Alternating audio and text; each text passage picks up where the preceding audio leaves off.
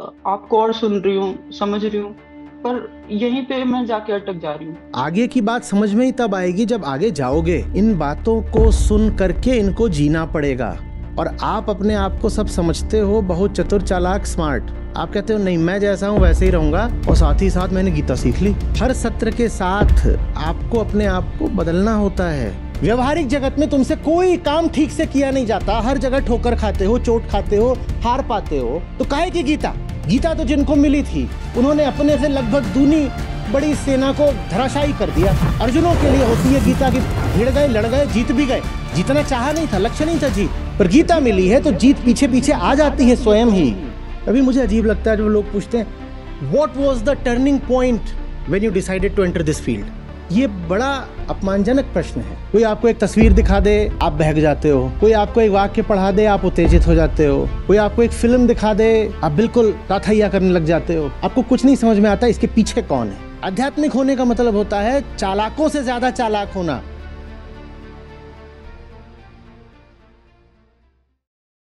आचार्य जी प्रणाम।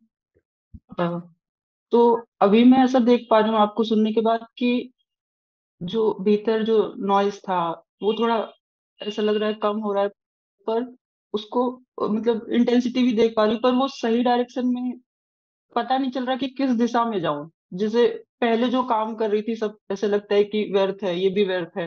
पहले जो जिस काम में डूबी रहती थी उसमें एकदम मन नहीं लगता है और एकदम फ्रस्ट्रेट और हो जाती हूँ। और फिर जब कुछ काम और सही काम समझ नहीं आता, ऊर्जा तो बहुत देख पाती हूँ अपने भीतर की कुछ करना है, ये कुछ करना है, कुछ करना है, पर वो चीज मुझे समझ नहीं आ रही है इस समय। और आपको और सुन रही हूँ, समझ रही हूँ, पर यहीं पे मैं जाके अटक जा रही हूँ और ये नहीं, काफी समय से सुनना मेरे साथ। समझना सब बहुत जल्दी अनुपयोगी हो जाता है।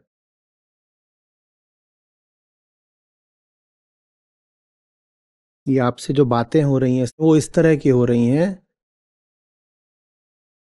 जैसे ट्रेजर हंट एक खेल होता है, जानते हैं? उसमें ये होता है कि कहीं पर दूर एक खजाना पड़ा है और उस खजाने तक पहुंचने के जो निशान हैं, हिंट्स हैं, वो भी दूर दूर बिखरे हुए हैं और एक जगह नहीं है। तो आप जैसे ही पहला हिंट पाते हो तो आपको उस पर काम करना होता है, और वो आपको बताएगा कि अगला कहाँ मिलेगा। और भाषा जो है उसकी थोड़ी क्रिप्टिक होती है। क्रिप्टिक माने कोडेड। तो आपको कुछ मिला और उसमें लिखा हुआ है कि है कहीं एक ऊंचा पर्वत, उसकी चोटी पर बैठा है कोई, और ऐसे ऐसे करके। उसका मतलब यह है कि सामने वाली जो बिल्डिंग है उसकी टॉप फ्लोर पर जाना है, और वहां पर एक पत्थर के नीचे एक कागज पड़ा हुआ है, उस कागज में लिखा हुआ है कि आगे कहाँ जाना है। अब आपको ये पहला हिंट मिला, आप उसी को लेकर के बैठ जाएं और कहें मुझे बहुत ऊर्जा आ रही है, और वहां जहां मिला है वहीं पे नचना कूदना शुरू कर दें, तोड़ फोड़ शुरू कर दें, उछल कूद, तो कुछ होगा क्या? आगे की बात समझ में ही तब आएगी जब आगे जाओगे।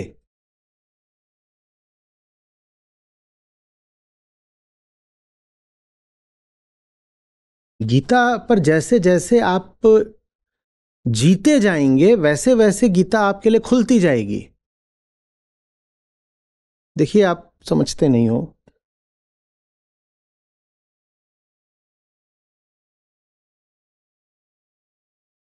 ये अर्थ हैं श्लोकों के, ठीक है?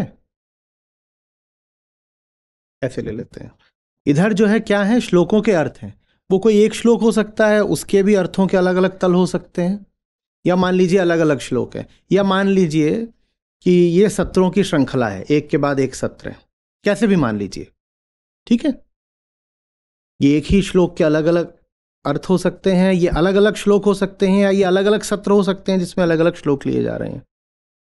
आप यहां पर हो तो आपको यहां होने के कारण बस इसी तल का अर्थ समझ में आएगा। अब मान लीजिए सत्र श्रृंखला आगे बढ़ गई, अगला सत्र आ गया, उसका अगला आ गया, उसका अगला भी आ गया, तो सत्र तो यहां पहुंच गए। लेकिन आपने ये फैसला ही नहीं किया कि अपनी जिंदगी बदलनी है। आप कहां पर हो अभी? आप यहां पर हो। तो यहां होने के कारण सत्र भले ही ये बात कर रहा हो, पर आपको ये समझ में आएगा, आपको वही बात समझ में आएगी और उतनी ही समझ में आएगी जिस तल पर आप बैठे हो। ऊंची बात समझने के लिए उस बात के तल पर साथ साथ ऊंचा उठना पड़ता है। बात उठ रही है, अच्छा मैं भी उठूंगी, बात उठी मैं उठी मैं। और कई बार बात उठनी भी जरूरी नहीं होती है। मैं कह रहा हूं एक ही श्लोक के भी अलग अलग अर्थ होते हैं, अलग अलग तल पर। तो जो जिंदगी नहीं बदल रहा, मैं जो बोल रहा हूं उसको लगेगा कि मैंने ये बोला। आज के ही श्लोक को ले लीजिए, तो एक आदमी है, इतने लोग सुन रहे हैं, हजारों लोग सुन रहे हैं, उसमें से किसी को लग रहा है मैंने ये बोला। पर जिसने जिंदगी बदल करके दाम चुकाया है और यहां पहुंच गया है, उसको ये लगेगा कि मैंने ये बोला। तो एक ही बात है मेरी, पर दो लोगों के लिए बिल्कुल अलग अलग बात है। वो इस पे निर्भर करता है कि किसने मेरी बात को सुन करके अपने आप को उठाया है। आप जो सुन रहे हो उसके अनुसार अगर स्वयं को बदलोगे नहीं तो 10 साल में भी कोई लाभ नहीं होगा, और बल्कि ऊब और आ जाएगी। आपने कहा फ्रस्ट्रेशन, क्योंकि आपको लगेगा कि मैं एक ही बात बोल रहा हूं। अब हो क्या रहा है कि ये सत्रों की श्रृंखला है, पहला सत्र, दूसरा, तीसरा, चौथा। अब मैं तो अलग अलग बात बोल रहा हूं, ठीक है ना? गीता सीरीज आगे बढ़ती जा रही है। आप कहां बैठी हो? आप यहां बैठे और आपकी जिद है कि यहां से ऊपर मुझको उठना नहीं है। तो मैं भले ही ऐसे ऐसे ऐसे ऐसे ऊपर ऊपर की बात करता जा रहा हूं, पर आपको क्या लगेगा कि मैं बस यही बात दोहरा रहा हूं, यही बात दोहरा रहा हूं। तो आपको ऊब हो जाएगी, कहीं वही बात तो बार बार बोलते हैं। मैं वही बात नहीं बोल रहा, आप बस वही बात सुन रहे हो, क्योंकि यहां पर जो खेल होता है वो सब्जेक्टिव होता है, बहुत सब्जेक्टिव होता है। यहां बात ऐसी नहीं है कि इसका आकार इसके आकार से बड़ा है, तो पहले आचार्य जी ने ये दिया और फिर आचार्य जी ने ये दिया, तो देखो इस बार मुझे बड़ी चीज दे दी। ये चूंकि बस मटेरियल है, तो इसीलिए आप जैसे हो, आपके रहते हुए भी आपको ऐसा लगेगा कि ये छोटा था, फिर मुझे ये बड़ा मिल गया। मैं तो बड़ी नहीं हुई पर मुझे कुछ बड़ा मिल गया। मैं तो बड़ी नहीं हुई पर पिछले सत्र में आचार्य जी ने ये दिया था, इस सत्र में ये दिया, देखो ज्यादा बड़ा कुछ दे दिया। मैं तो बड़ी नहीं हुई पर फिर भी मुझे कुछ पहले से ज्यादा बड़ा मिल गया। नहीं, जब खेल भीतरी होता है तो आप जितना बड़े होते जाते हो, सत्र से आपको उतना ज्यादा मिलता जाता है।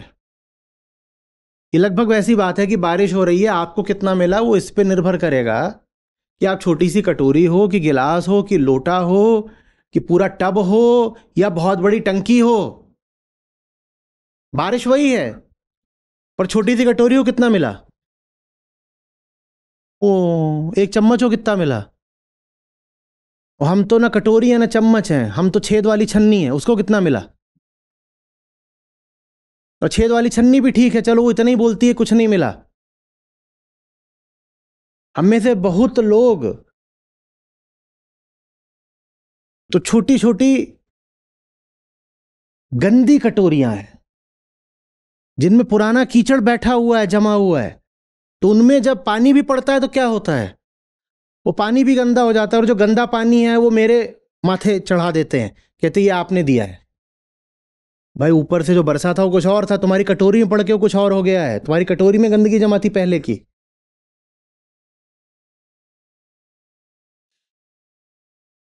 इन बातों को सुन करके इनको जीना पड़ेगा। और आप अपने आप को सब समझते हो, बहुत चतुर, चालाक, स्मार्ट। आप कहते हो नहीं मैं जैसा हूं वैसे ही रहूंगा, और साथ ही साथ मैंने गीता सीख ली, मैं गीता सीख ली, मैं भी हो गई लेडी आचार्य, मैंने गीता सीख ली। ऐसे नहीं होता। हर सत्र के साथ आपको अपने आप को बदलना होता है। नोइंग अगर बीइंग नहीं बनती तो नोइंग भी नहीं रह जाती। जाना हुआ जीना पड़ता है, नहीं तो फिर कुछ जाना भी नहीं, फिर बस ऊब पैदा होगी। कि वही वही बात बार बार बोल रहे हैं? अब मैं आपको हर सत्र में बताऊं कोई चीज, मान लीजिए कुछ मैं आपको बता रहा हूं, एक प्रकार के मैं रेसिपी बताता हूं हर बार। अब मैं बता रहा हूँ ये ना, ये ऐसी होती है, थोड़ी चटपटी होती है, ये फीकी होती है, सादी होती है, नमकीन होती है, मीठी होती है, ये ऐसी, ये ऐसे। आप कितना सुनोगे? दो चार बार सुन के कहोगे, हर बार वही दो चार बातें करते हैं, नमक शक्कर, मीठा फीका, कड़वा तीखा। आप उसको पी तो रहे नहीं ना। मैं जो दे रहा हूं आप उसको जेब में डाल रहे हो या स्मृति में डाल रहे हो, उसको जीवन में नहीं डालते। जीवन आपको अपने सिद्धांतों के अनुसार चलाना है। आपको मैं एक उदाहरण देता हूं, ठीक है? उदाहरण कह लीजिए, उदाहरण नहीं है ये एक तरह का परीक्षण है, ये एक लिटमस टेस्ट है, ठीक है? हर सत्र में 1.5 दशक से मैं सिर्फ एक चीज की बात कर रहा हूं ना। एक चीज, वही एक चीज है जो असली है, महत्वपूर्ण है, बस उसी का मूल्य है। क्या? आत्मा बोलते हैं, सत्य बोलते हैं, उसके अलावा तो कुछ नहीं। उसके अलावा किसी चीज का कोई मूल्य नहीं है। उसके अलावा किसी को भी हम नहीं कह सकते ऊंचा है, अद्भुत है, कीमती है, महान है। तो ऐसे कर लीजिए कि आपकी जिंदगी में आपको जो भी कोई मूल्यवान या महान लगता है, उसका संबंध बोध से है क्या? और अगर नहीं है तो वो अभी भी कैसे मूल्यवान और महान है?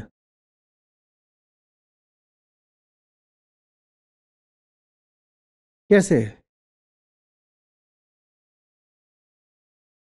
आप लोग इतने सालों से सुन रहे हो, एकमात्र कौन सी चीज इसका मूल्य होता है? बोध का।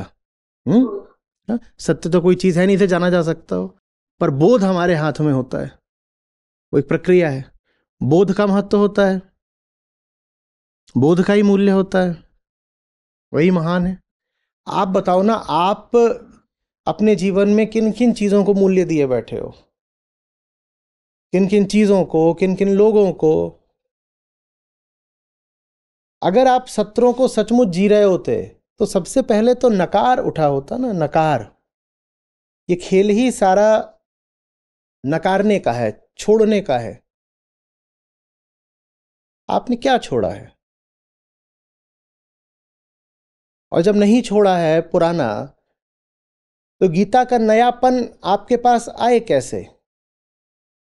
बोलो।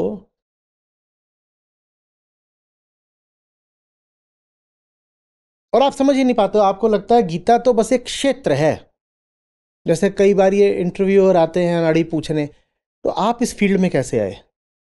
उनको लगता है कि जैसे इंजीनियरिंग, कॉमर्स, आर्ट्स ये फील्ड्स होते हैं, वैसे ही अध्यात्म भी कोई फील्ड होता है। तो उनको लगता है मतलब फील्ड है भाई, जैसे या आप क्या करें, हम रियल एस्टेट में हैं, आप किस में हैं? नहीं जी हमारा जी गारमेंट्स का है, आपका जी हमारा स्पिरिचुअलिटी का है। तो इनको लगता है ये उस तरह कोई फील्ड वगैरह है। हुँ? वैसे ही आपको लगता है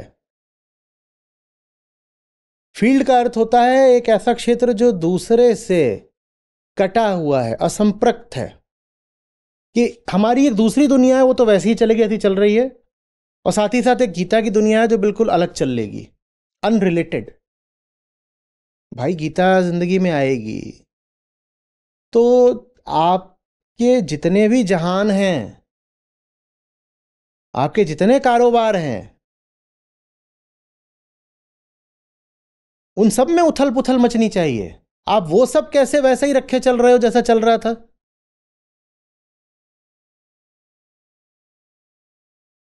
आप जिनको अपना आदर्श 5 साल पहले मानते थे, आप उनमें से बहुतों को आज भी आदर्श मान रहे हो। कैसे मान रहे हो? उनका संबंध है बोध से कुछ, तो वो आदर्श कैसे हो गए? आप उन्हें महान कैसे बोल देते हो?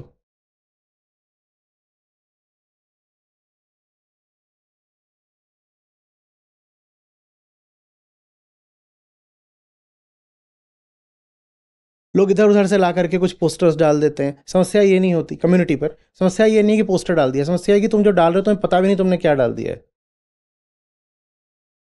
तुम्हें दिख भी नहीं रहा कि तुम अपने अतीत के ही सारे संस्कार अभी भी महान और पूज्य मान कर कम्युनिटी पर भी डाल रहे हो। अपनी तरफ से तुमने अच्छा काम करा है, तुम सोच रहे हो मैंने अच्छी चीज़ तो डाली है, तुम देख भी नहीं पा रहे हो कि तुम जो चीज़ डाल रहे हो उसका बोध से तो कोई आता ही नहीं है, तो अच्छी कैसे हो गई? अच्छी की तो परिभाषा ही यही है, न सिर्फ एक, क्या सत्यम शिवम सुंदरम, इसके अलावा अच्छाई की कोई परिभाषा है? तुम जो डाल रहे हो उसका सत्य से क्या ताल्लुक है, तो अच्छा कैसे हो गया? पर तुमको हमेशा से वो अच्छा लगा है तो यहां आज भी डाल देते हो, तो गीता ने तुमको बदला क्या फिर?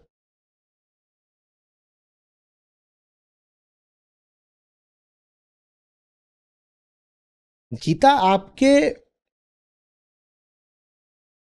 पुराने जगत का विस्तार थोड़ी है कि मैंने पुराना सब चल रहा था उसमें एक और चीज जोड़ दी। कि गाड़ी पहले ही चल तो रही थी, उसमें एक एक्सेसरी लगवा दी है बस। गीता गीता कोई एक्सेसरी थोड़ी होती है।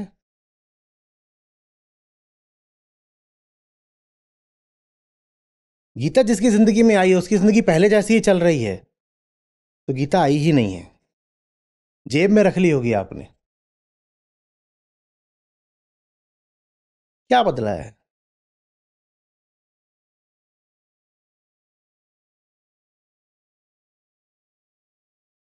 फिर बोध माने क्या होता है? बोध माने एक शार्पनेस होता है। कितनी बार बोला आप लोगों से, सत्य को तो नहीं जाना जा सकता। अध्यात्म का मतलब होता है माया को जानना। ठीक, माया को जानना माने जो बाहर सब जोड़ तोड़ है, धोखेबाजी है, दंत फंद है, इसको जानना। उस दंत फंद के शिकार तो आप आज भी हो, बिल्कुल खुलेआम। आपको कुछ समझ में ही नहीं आता दुनिया में जो चल क्या रहा है। जो दुनिया में चल रहा होता है, जीना तो दुनिया में है ना। या अध्यात्म माने अपने ही भीतर घुस जाना, चूहे जैसे बिल में घुस जाता हो। जियोगे तो इसी दुनिया में, और दुनिया में जो चल रहा है उस पर आप जो कमेंट्री करते हो, लाजवाब हो जाता हूं मैं।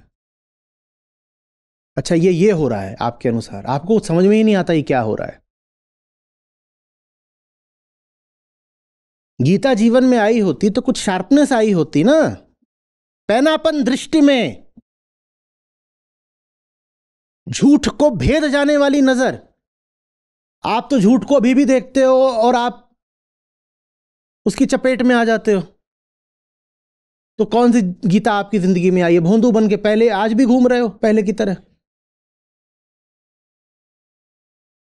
ये आपका जो अच्छा होना है, अच्छी लड़की है, अच्छा आदमी है, गोलू गोलू गोलू गोलू, ये आपकी अच्छाई के दम पर ही दुनिया में सारा इविल कायम है। एक से एक इविल कॉरपोरेशंस में आपके जैसे अच्छे लोग ही काम करते हैं, आपके दम पे ही वो चल रहे हैं।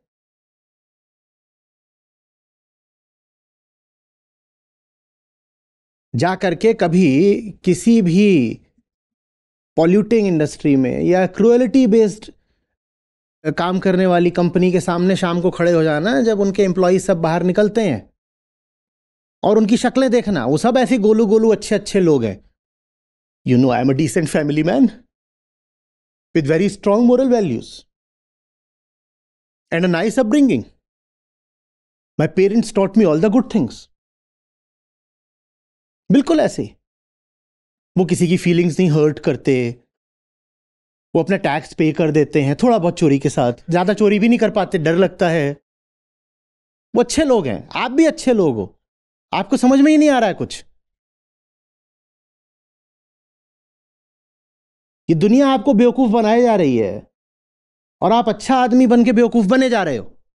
आपको कुछ नहीं समझ में आता।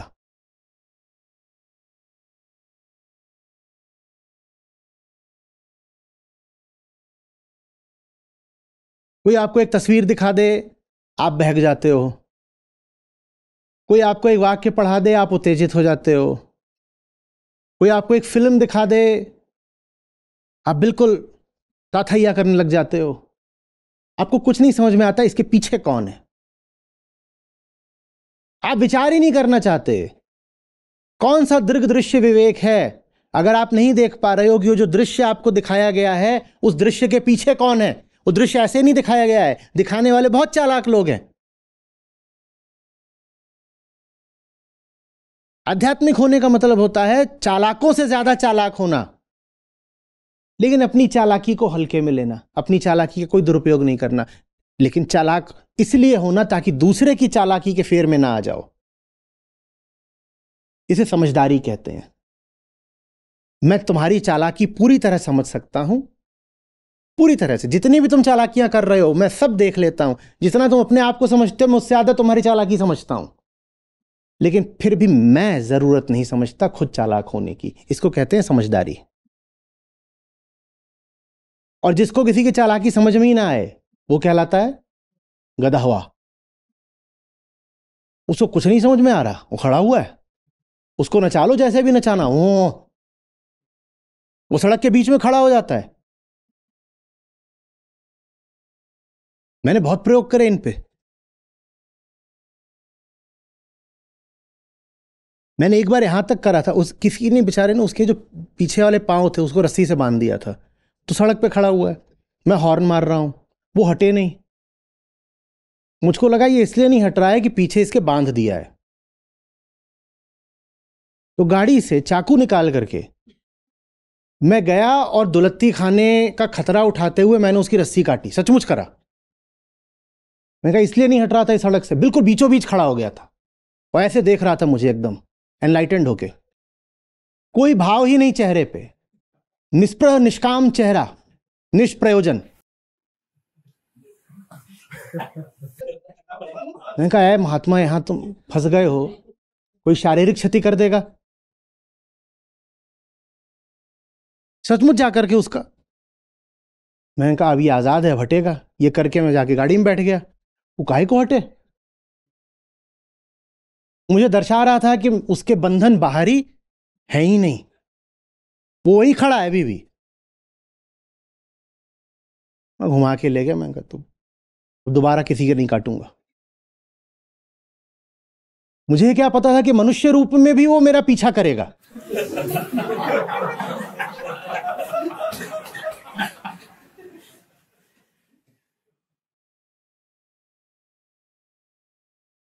कितना भी काट दो बंधन, इनको समझ में ही नहीं आता, कुछ नहीं समझ में आता। तो गीता काहे के लिए है मैं पूछ रहा हूं। कृष्णमूर्ति के सामने श्लोक बांचोगे, इससे तुम्हारा जीवन धन्य हो जाएगा? या गीता इसलिए होती है कि जिंदगी में आजाद खुलकर जी पाओ और जीवन तुम्हें बेवकूफ न बना पाए? बोलो किस लिए होती है गीता? जिंदगी जब रोज रोज तुम्हें बेवकूफ बना ही रही है, व्यवहारिक जगत में तुमसे कोई काम ठीक से किया नहीं जाता, हर जगह ठोकर खाते हो, चोट खाते हो, हार पाते हो, तो काहे की गीता? गीता तो जिनको मिली थी उन्होंने अपने से लगभग दूनी बड़ी सेना को धराशायी कर दिया। अर्जुनों के लिए होती है गीता की भिड़ गए, लड़ गए, जीत भी गए। जीतना चाहा नहीं था, लक्ष्य नहीं था जीत, पर गीता मिली है तो जीत पीछे पीछे आ जाती है स्वयं ही। आपकी जीत तो मुझे कहीं नहीं दिखाई दे रही। आप तो बस यही, अरे मैं आज फिर पिट गया, अरे मुझे तो कुछ समझ में नहीं आता।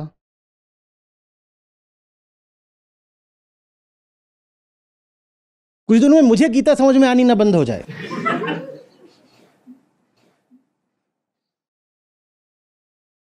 मेरी माया आप हो, आप मेरी श्रद्धा हिलाए दे रहे हो, क्योंकि मैंने तो यह जाना था कि जिस तक गीता पहुंचती है वो बिल्कुल अनस्टॉपेबल हो जाता है, और ऐसा कुछ दिखाई तो दे नहीं रहा।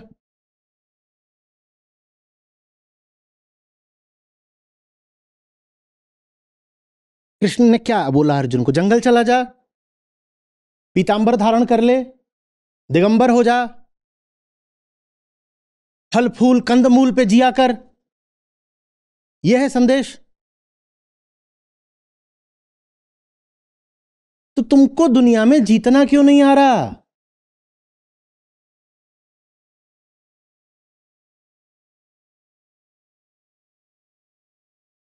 जिसको देखो वही अपने पिटने की कथा सुना रहा है।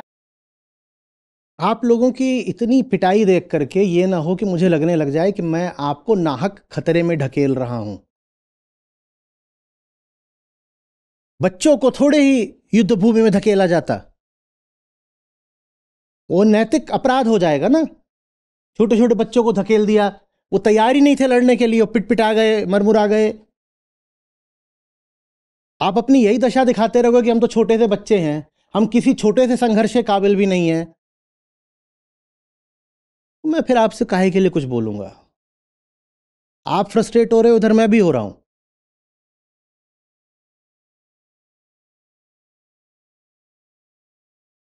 योगा कर्मसु कौशलम।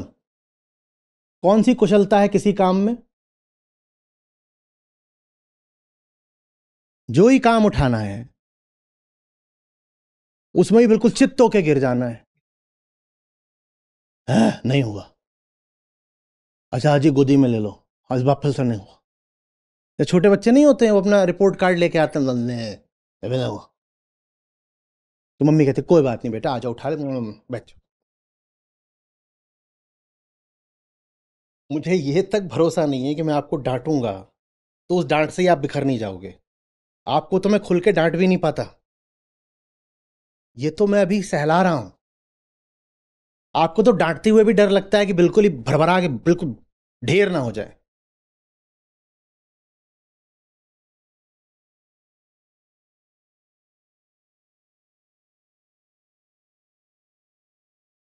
फैसले होते हैं, मैं आपकी कमजोरी को नहीं इंगित कर रहा, मैं आपके फैसलों से परेशान हूं।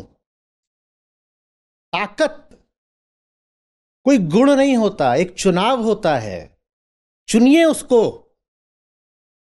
और ताकत कोई जोश की बात नहीं होती है कि भरभरा के जोश दिखा दिया। हमने क्या बोला था, क्या एकमात्र चीज मूल्यवान है? बोध। बोध ही ताकत है। समझिए समझिए, बहिए मत। समझिए, रुकिए, पूछिए, समझने की कोशिश करिए, फिर देखिए उससे कितना बल आता है।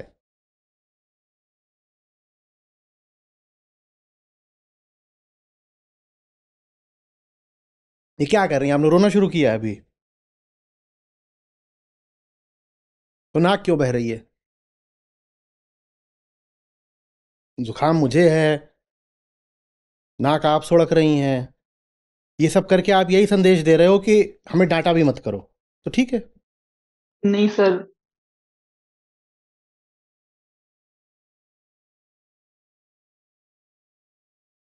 चलिए छोड़िए। हाँ। आचार्य जी, जैसे जब मैं आई थी ना गीता फील्ड में, तो मेरा ऐसा था कि आपको भी सुनना है और अपनी जिंदगी भी लेके चलनी है। जब मैं 3-4 महीने जोड़ी तो मुझे समझ में आ गया कि जो आप जो बोल रहे हो और जो मेरी जिंदगी चल रही है वो एक साथ तो नहीं चल सकती है। और ये बहुत जल्दी समझ में आ गया। फिर मैं और आपको सुनने लगी और सुनने लगी। अभी ऐसी कंडीशन आ गई जैसे फ्रस्ट्रेटिंग, मैं इस आपको सुनने से नहीं होती, फ्रस्ट्रेटिंग खुद से होती हूँ कि मैं अभी आपको सुन के जो ऊर्जा आ रही है उसको मैं सही डायरेक्शन दूं, सही चीज करूं। फिर जब मैं देखती हूँ ना कि ये चीज कर रही हूँ तो उसमें वो चीज नहीं मिल रही है जो मुझे, जो ऊर्जा। जब मैं और कुछ जैसे काम करती हूँ तो पढ़ती हूँ या कुछ लिखती हूँ तो उसमें मुझे बहुत ऊर्जा आती है। फिर वही जब उसको डायरेक्शन दे देती हूँ। बेटा, जिंदगी में जो सही काम होता है ना, उसके साथ कोई पहले से निशान थोड़ी लगा होगा कि ये सही काम है। वो भी दिखने में साधारण ही लगेगा, लगभग वैसे जैसे आपके परीक्षा में विकल्प आते हैं। जब विकल्प सामने आते हैं तो उसमें किसी में कोई निशान छोटा सा लगा होता है, ये वाला सही है, ऐसा लगा होता है क्या? सब एक बराबर लगते हैं। वो तो बाद में पता चलता है ना कि किसने सही करा था किसने गलत। वैसे ही जिंदगी में भी जो सही रास्ते होते हैं वो भी उतने ही साधारण लगते हैं जितने कि गलत रास्ते।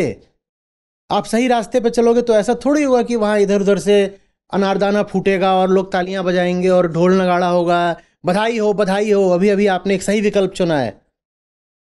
सही विकल्प भी उतना ही साधारण लगता है जितना कि गलत विकल्प। तो ठीक उसी समय पर कोई आपको बधाई देने या प्रमाण देने नहीं आएगा कि तुमने बिल्कुल ठीक काम किया। सही विकल्प चुनने और उसका परिणाम या प्रमाण पाने में एक फेज लैग होता है, उसको संयम या धैर्य बोलते हैं। सही विकल्प चलो, गलत विकल्प चलो, दोनों ही विकल्पों में तत्काल कोई परिणाम नहीं मिलना है, बाहरी परिणाम कोई नहीं मिलना है। परिणाम जब तक आए और आपको भरोसा दे पाए कि हाँ सही काम किया था, उसमें महीना भी लग सकता है, साल भी लग सकता है, 10 साल भी लग सकते हैं। उतने समय तक चुपचाप सही काम बस करना होता है। और दुनिया में ऐसा कोई नहीं होता जिसको बिल्कुल ना पता हो अपनी जिंदगी में कि अगर मेरे पास ये 5 विकल्प हैं किसी भी क्षेत्र में, तो इन पांचों में थोड़ा ऊपर कौन सा है, थोड़ा नीचे कौन सा है? एब्सोल्युटली राइट तो किसी को भी नहीं पता होता, ना पता हो सकता है। हमेशा आपको जो रिलेटिवली राइट है वो चुनना होता है। 5 विकल्प हैं, उसमें से आपको इतना तो पता होता है ना, थोड़ा सा ये ऊपर है, थोड़ा सा नीचे, थोड़ा जो रिलेटिवली राइट है, जो थोड़ा सा बेहतर है, उसको चुनो।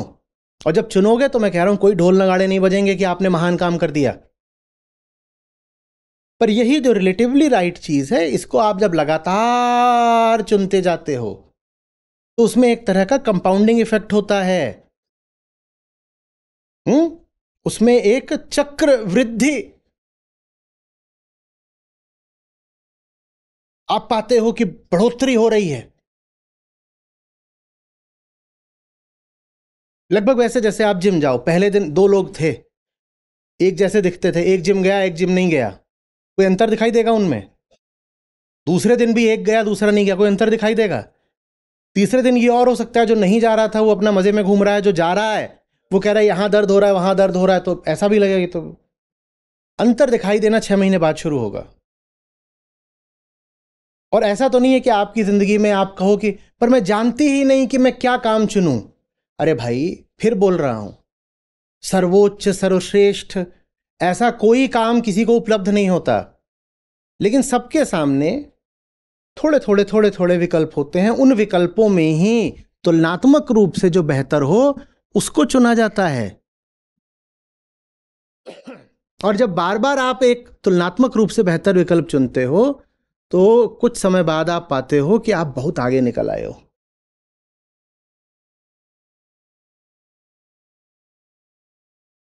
हम्म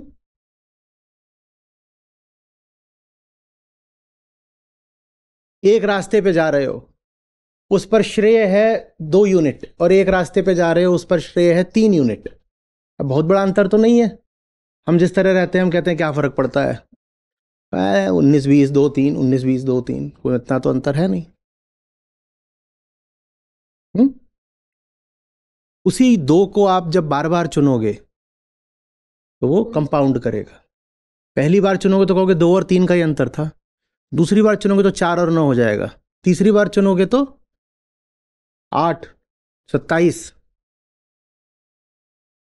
16, 81, 5 गुने का अंतर हो गया 4 ही बार में।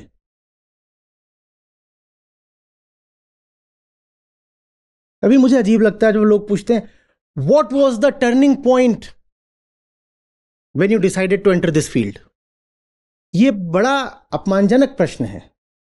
वो ये कहना चाह रहे हैं कि बस एक क्षण था जब कीमत अदा करी होगी, कि बस एक क्षण था जब कोई फैसला लिया होगा। भाई मैंने वो फैसला 1,00,000 बार लिया है, रोज लेता हूं।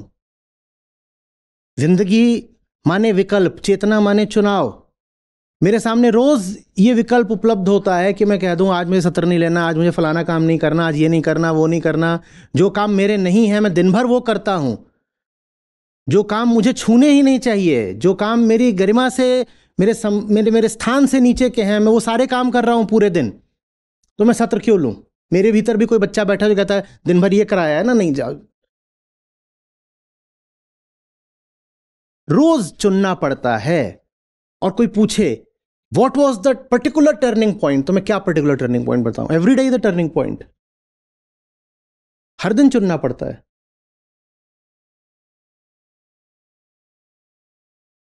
आपको भी हर दिन ही चुनना पड़ेगा। पर्टिकुलर टर्निंग पॉइंट में ऐसा लगता है कि उस दिन उन्होंने तय करा कि आज वो अपना महल त्याग देंगे, फिर देवता वहां पर प्रकट हो गए, उन्होंने पुष्प वर्षा करी। कितना स्पेक्टेकुलर लगता है, नाटकीय, ड्रामेटिक बिल्कुल। तो हम सुनना चाहते हैं, फिर जब मैं ये बता दूं तो उसका एनिमेशन और लगा देंगे वीडियो में। कितना वो उसमें और बता दूं मैं कि मैंने जितने भी कॉर्पोरेट कपड़े थे वो त्याग दिए थे और मैं भभूत मल के निकला था अहमदाबाद से। कितना अच्छा लगेगा, एकदम बिल्कुल सेंसेशन। 10 मीडिया वाले यहीं खड़े रहेंगे माइक लेकर के, बस एक बार भूत बन के दिखाइए। पर वैसा कुछ है ही नहीं। आज भी दिन के 5 फैसले लेने होते हैं और पांचों को सही लेना होता है। आज से 25 साल पहले भी यही था। अंतहीन यात्रा है। आपको भी करनी है। और उस यात्रा में आपको कदम कदम पर कोई आकर के प्रशस्ति पत्र नहीं देगा, वेल डन, राइट चॉइस। आपका जो जो गीता एग्जाम होता है उसमें तो फिर भी है आपको कि 1 घंटे बाद आपको पता चल जाता है क्या सही था क्या गलत था। जीवन में तो ऐसा कोई रिजल्ट भी नहीं डिक्लेयर होता। आप बस सही चुनाव करते चलिए श्रद्धा के साथ, और पूछिए नहीं कि परिणाम क्या मिलेगा। आगे चल के धीरे धीरे बिना मांगे परिणाम अपने आप प्रकट होने लगते हैं।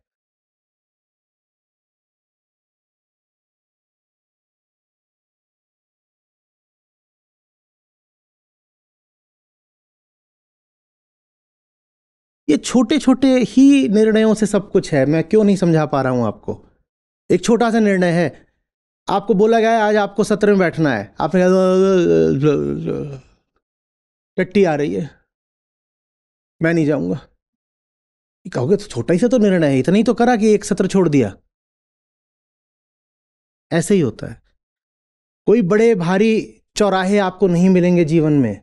यही छोटी छोटी बातें होती है। सही जो फैसला कर रहा है उसकी जिंदगी बदल जाएगी, जो गलत फैसला कर रहा है वो बर्बाद हो जाएगा।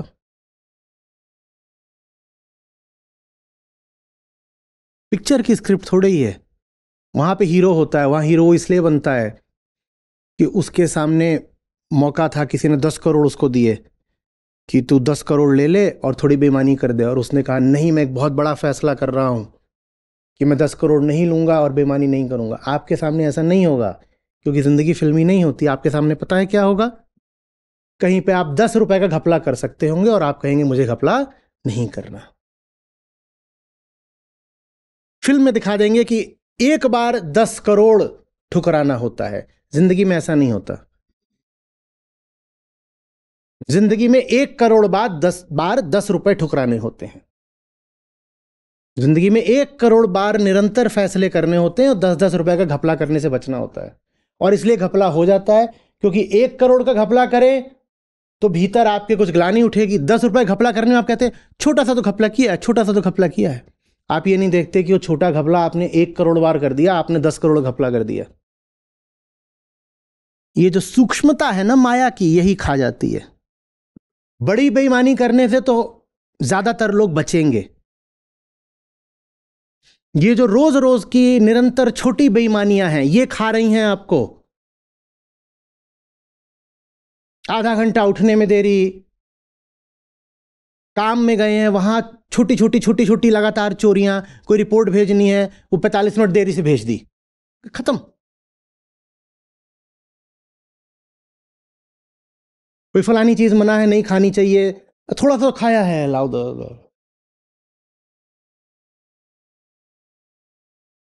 कोई काम है जो रोज करना है, रोज करने की जगह हफ्ते में 3 दिन ही करा, और का करते तो हैं ऑल्टरनेट डेज पे कर लेते हैं।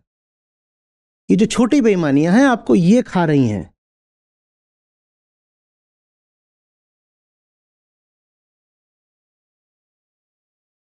झीनी माया यही है।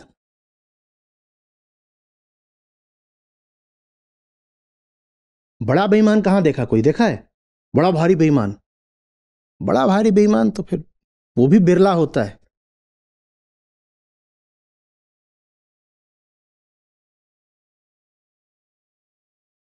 हम छोटे बेईमान हैं जो लगातार बेईमानियां करते हैं छोटी छोटी, और वो सब मिलकर एग्रीगेट होकर कंपाउंड होकर बहुत बड़ी बेईमानी बन जाती हैं।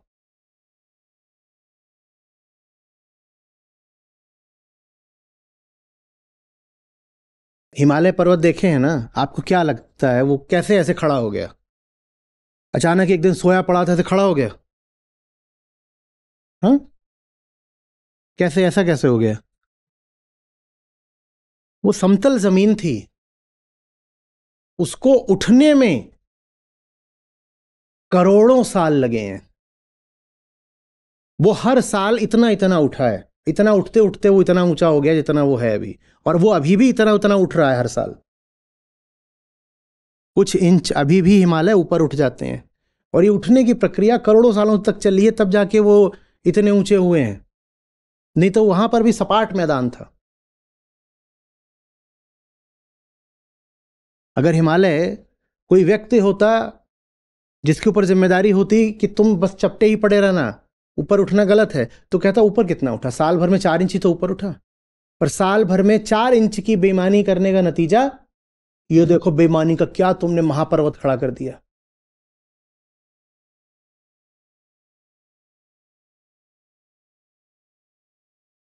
ये और बड़ी समस्या है मेरा शुभचिंतक बनने की।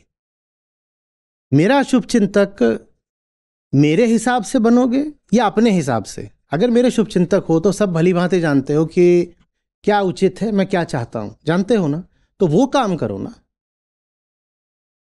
हाँ, मुझे ज्यादा बोलना पड़ेगा, मेरे इस बिंदु पर आकर शुभचिंतक मत बनो, मुझे अब ज्यादा बोलना पड़ेगा क्योंकि तुमने मुझे ऐसी जगह पर लाकर खड़ा कर दिया है कि अगर मैं ना बोलूं तो मिशन नहीं आगे बढ़ेगा।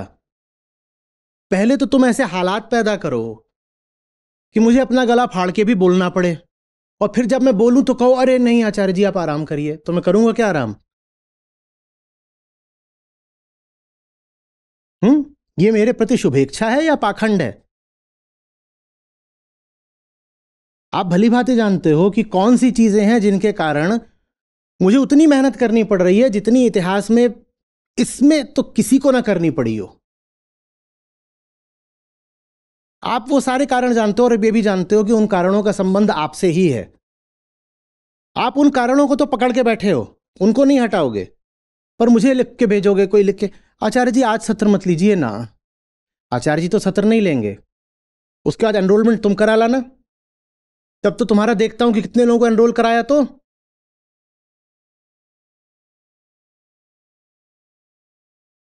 आचार्य जी आप इतना क्यों परेशान होते हैं, लोग रजिस्टर नहीं कर रहे, तो इनको छोड़ दीजिए ना। मैं तो उनको छोड़ दूंगा, तो छूटे ही हुए थे, तो फिर मिशन किस लिए है? मिशन नहीं भी होता तो वो छूटे ही हुए थे, बर्बाद हो ही रहे थे, मैं उनको अभी भी छोड़ दूं तो ये मिशन किस लिए है? अगर तुम सचमुच मेरे शुभचिंतक होते तो मुझसे ये नहीं बोलते तुम मेहनत नहीं करो, तुम कहते आप तो करेंगे ही, हमें पता है अब आप नहीं रुकेंगे। हाँ, आपकी मेहनत कम हो सके इसीलिए आप जितनी मेहनत करते हो आपके बराबर हम भी करेंगे। तुम ये नहीं कहते कि आप मेहनत कर रहे हो साथ में हम भी करेंगे, तुम कहते हो ना हम करेंगे ना आप करिए। तुम शुभचिंतक हो मेरे।